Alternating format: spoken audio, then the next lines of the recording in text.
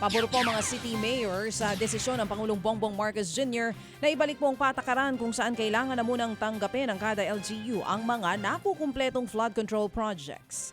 Ayon kay League of Cities President at San Juan City Mayor Francis Zamora, hindi raw kasi consistent ang pagpapatupad noon ng acceptance requirements sa kada LGU. Malaking bagay pa naman daw ito para mapigilan ang mga goes of substandard na proyekto. Dahil makikita mismo ng LGU kung nagawa nga ba ng tama ang proyekto. Magiging accountable o pwede rin daw panagutin ng mga alkalde oras na maibalik ang ganitong klase ng sistema. Ang LGUs ngayon will be part of the accountability. So kasi ngayon, may involvement na po ang mga LGUs. They have now the right and the authority to cross-check, to validate, to evaluate kung talaga nga hubang tama ang pagsasagawa ng proyektong ito. Yan nga po ang tinig ni League of Cities President at San Juan City Mayor Francis Zamora. Samantala, umarangkada na pong investigasyon ng Independent Commission for Infrastructure o ICI sa mga anomalya sa flood control projects. Nagpadala po ng team ang DPWH para ibigay sa komisyon ang kompletong detalye ng kanilang mga proyekto. Kasama sa dumalo sa meeting si mismong ICI Chair at retired Supreme Court Associate Justice Andres Reyes at mga miyembro ng komisyon na sina dating DPWH Secretary Babe Singson at SGV Country Manager Rosana Fajardo. Binuo po ang Independent Commission para tutukan ang mga anomalya sa flood control projects. Binira naman po ni Senate President Pro Tempore Ping Lacson ang pahayag ni Senate Minority Leader Alan Peter Cayetano tungkol po sa isyu ng repentance o pagsisisi. Matatanda ang sinabi po ni Cayetano na lahat naman daw ng Pilipino ay may maling nagawa pero ang mahalaga, lahat daw ay po pwedeng magsisi.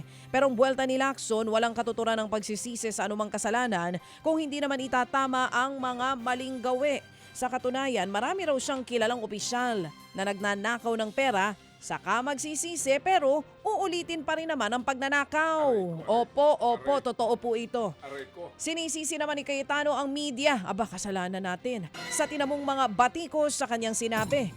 Sinadya lang daw baliin ang kanyang pahayag kaya nawala po sa tamang konteksto. Samantala, nangangamba po ang ilang mangingisdang Pinoy sa plano naman po ng China na gawing National Nature Reserve ang Scarborough Shoal kahit pasok po ito sa Exclusive Economic Zone o EEZ ng Pilipinas. Ang pangamba po ng mga mangingisda, posibleng mas tumindi ang pangaharas sa kanila ng China kapag nangyari ito. Ang Armed Forces of the Philippines hindi papayag sa anumang hakbang ng China para tuluyang makubkob ang Baho de Masinloc.